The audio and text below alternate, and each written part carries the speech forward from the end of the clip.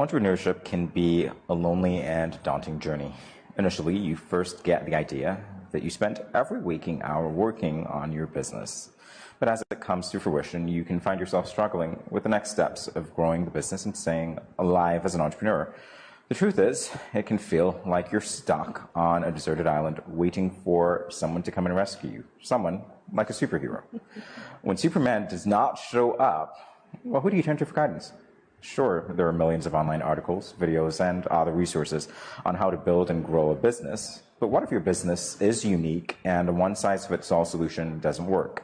This is where business or entrepreneurship coaching comes in.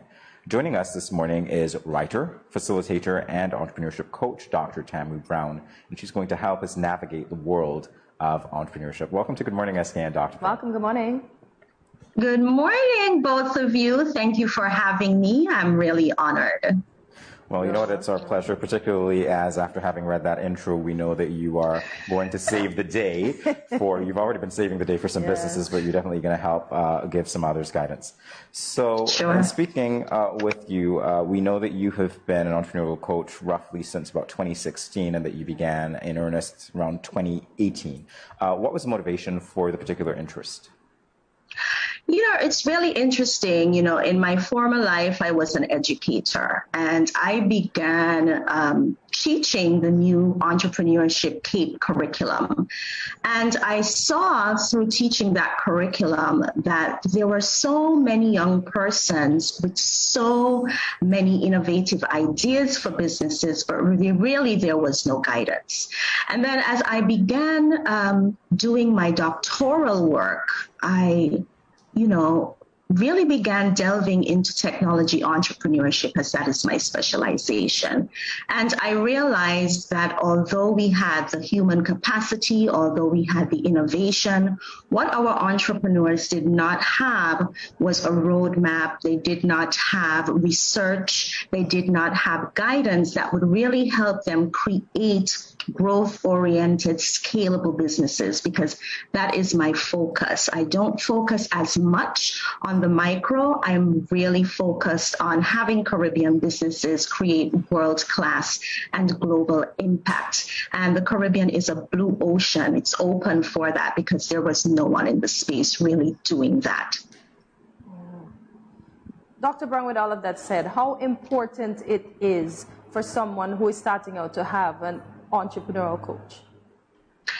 To be quite honest, I think that it is more important for someone who has already been in the market, tested their value proposition, really validated the idea, to then take on a business coach. Now, in some instances, there are some entrepreneurs that I have worked with, they already know that they want to create that type of world-class impact. They want to have a big business.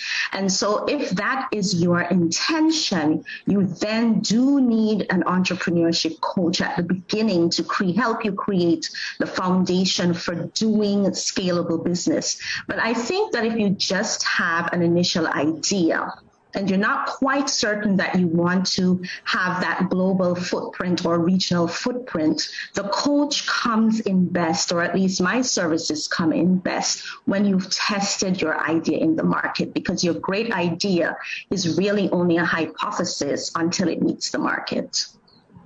And speaking of those services, Dr. Browne, what can you tell us specifically about those services? Well, I began really offering that one-on-one coaching with growth-oriented entrepreneurs. I still do that to a limited extent, but my work is really focused around collaborations with business support organizations in the region and internationally, like the World Bank, like Caribbean Climate Innovation Center, like UWI and UNDP, who are working through training, development, coaching, mentoring in the entrepreneurship ecosystem to really move Caribbean businesses to export their products and services. So my model at this point is less one-on-one coaching, although I do have an online academy. So what you can't get from me in person, you can get from me through my courses. And I do have accelerator programs, Jumpstart Your Business in 90 Days. I have a Level Up Ladies, and then I work through curriculum design, training, program design with business support organizations regionally and internationally. Wow. You do it all. You Big do it shoes, all. big shoes to fill, and you're doing it well. Thank you. You're welcome. So according to online magazine Entrepreneurship, 90% of new businesses fail in the first year and more in the first 5 years. Why is this? You know, I'm always careful about responding to questions about statistics that are not grounded in Caribbean context. Okay. All right. But I will say, because this is not necessarily the data that exists in the region. Okay. However, and the reason is because our reason for being in entrepreneurship is different. We have a lot of survival type entrepreneurship, entrepreneurs who have been pushed into entrepreneurship because of the economic conditions in the Caribbean and needing a better quality of life and really for survival. And so because of that, I think that Caribbean entrepreneurs have greater tenacity. However, in relation to the statistic that you just indicated, I would say that lack of guidance, lack of testing the idea in the market before big capital investment. This is a huge issue for companies or founders. They think that it's important to take on debt very early because, of course, when you start your business, you have a grand idea, but little pockets. And so sometimes they get bogged down in debt that has been distributed incorrectly because they don't really understand the business yet. Because what you thought the market wanted is not necessarily what the market wants, but you've already indebted yourself in the wrong spaces, places with the wrong assets, etc. And I think, too, that sometimes businesses are lacking foundational elements like a business model and guidance. And the guidance does not have to be from a coach like me. The guidance can be from a mentor. The guidance can be from networks with entrepreneurs in your industry or niche, somewhere where you are getting additional information and guidance. Collaboration is better than competition focus, especially in the early stages of a business. Dr. Browne, during the break, we were having a little chit chat, and we were speaking about sharing our ideas as entrepreneurs in groups and feeling that they're going to be stolen by others. And I even gave an example with myself starting to sell coconut and then Jamie copies. How can I, as an entrepreneur, feel comfortable sharing my ideas in an open forum and not be concerned that they're going to be stolen or used by someone else? Right. So this, as I was saying in the break, that this is a particular hindrance to Caribbean entrepreneurs, and you find that sentiment, goes throughout the region. When you train in the region, you work with entrepreneurs, they are all, especially in the OECS states, saying the same thing, I guess, because of the smaller size. However, if you're in a space where there is an expert and there is assistance, you need to take advantage of it. What people don't seem to understand, it is not necessarily about the product or service. And this is where the business model comes in, and understanding innovation of the business model. So it's about the way, right? The process, the nature of the business model that makes you different. And so if you're a coconut, And, if we go along the agro strip, we can see maybe 5 or 10. But what would make you different is if you were able to deliver the coconut water to me, if you were able to package the coconut meat or flesh and have them packaged out by day. So it's all about the innovation and not necessarily about the product or service, as there are very few new products and services out there because there are very few Einsteins and Elon Musks, etc., and real, world-changing innovators. And so our ideas might be ideas that are being implemented elsewhere, but it is the nature of the business model that gives it an unfair advantage and you a competitive edge in this space. All right, Dr. Browne, I want to bring the conversation a little closer to home because we understand that you are the entrepreneurship coach for the participants in the collaboration between the Ministry of Entertainment, Entrepreneurship and Talent Development and Studio 327's Let's Do This. So, and that should, of course, really close to home for us here. So we want to ask you if you can share with our viewers and future participants what kind of support is being provided to the entrepreneurs to enhance their chances of success when they make their pitches. Yes, and so quite a lot of support is being provided behind the scenes. I think maybe Studio 327 will be behind the scenes with us in subsequent sessions. But first, there was an all-group session where we focused in on that business model and really looking for the businesses to articulate what their unfair advantage is, right? What each unfair advantage is. And so we go through a business model 101, market fit, best fit, that sort of thing. That's a group session. And then each entrepreneur or a set of co-founders, they met with me privately in coaching sessions. So this is where we can, and you don't have the fear of someone stealing that business model or unfair advantage. This is where they worked with me one-on-one in really making sure that their business model is feasible and sound and sustainable and growth-based. And the reason is, if you're looking for investment, an investor wants return. And so sometimes, perhaps, their business ideas or models might have not been optimized for growth. And so we really worked on that.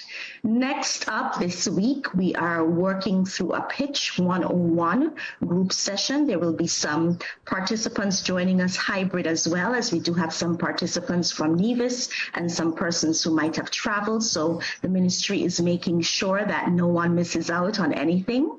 And so that will be, I will be there in person and well hybrid for those joining us online.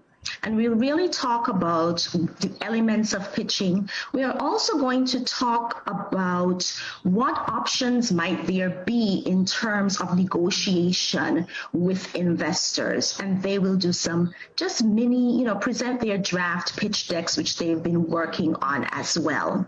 And then we have mock pitch competitions, 2 days of those, and we will have judges and criteria, etc. And so this will simulate pitching for the investors. And I want to sneak in, don't tell the ministry yet, I want to sneak in another little session just probably before they meet with the investors, just to, really tighten it up, etc. But I've had a lot of pitch experience. I've been a judge, a mentor, I've created pitch curricula, etc. And so, I'm excited to support the entrepreneurs with their pitching. Well, your excitement shows, and we're excited as well. Wow, excited indeed. Those entrepreneurs are very lucky persons. So you have a newsletter. You're welcome, Dr. Browne. You have a newsletter and a business planner. Please share some of the details in these. Right. So the biggest gap that exists for Caribbean entrepreneurs specifically is funding. I would say the second largest gap or opportunity is the opportunity for mentorship. And so I decided to create a newsletter focused on regional opportunities for funding, be that grant, be that loan, for networking, for mentorship opportunities, because a lot of things come across my desk and I'm always reading and seeing what's out there in the ecosystem. So I thought that would be helpful. So you can join that newsletter at tamucoaching.com. Now, the Business Coaching by Tamu Business Growth Planner is that go-to book. I have one here, actually, made my notes in it. Yeah, you can't see. Yeah. And it is, if you're an entrepreneur, you know that you write down everything. You have a million ideas. They're scattered in notebooks everywhere. You go to webinars, you know, all of these things, and you're taking notes and you have ideas, but there's no central space. So the growth planner is like the entrepreneur's companion. It has goal planning worksheets. It has priority planning worksheets. It has habit trackers, abundance journal, intuition, gratitude, spaces for notes, everything that you think one would want as a companion for an entrepreneur to really focus your ideas, have them in a central place, and create actionable plans in that planner. Nice. Congratulations on that planner. It sounds very interesting. Dr. Browne, it would be remiss of me to let you go before asking you this question, particularly as this was one of the questions that our boss made sure that I would ask you. So I'm asking you this for our production whispered in your ear and said, you're going to be fired if you don't ask Tamu this now. Well, not yet, but it might be. All right. So I would like you to remind us of the 3 non-negotiables for business success. Well, the 3 non-negotiables, and you know, this comes from a video I did, but I'm going to tell you, sometimes they change depending on what's going on in the environment. And so I want to change my 3 non-negotiables in the context of inflation, in the context of economic instability on a global level.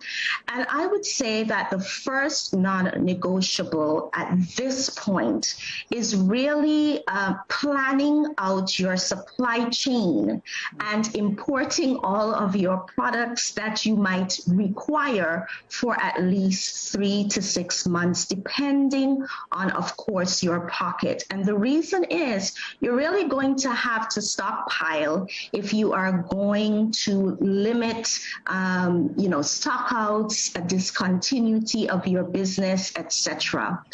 I would say in the context of what's happening now, the next non-negotiable is diversifying where your income comes from. I gave a talk the other day and I named that reconfiguring your revenue. And so at this time, you really have to spread your wings. You really have to move into other spaces, and that's easier than ever because everything is virtual. And the third non-negotiable at this time that helps to facilitate the second non-negotiable is your network. One of the biggest opportunities for improvement that the research shows globally, but specifically in the Caribbean and among Black women in particular, is the need for diversification of their network and to grow that network strategically.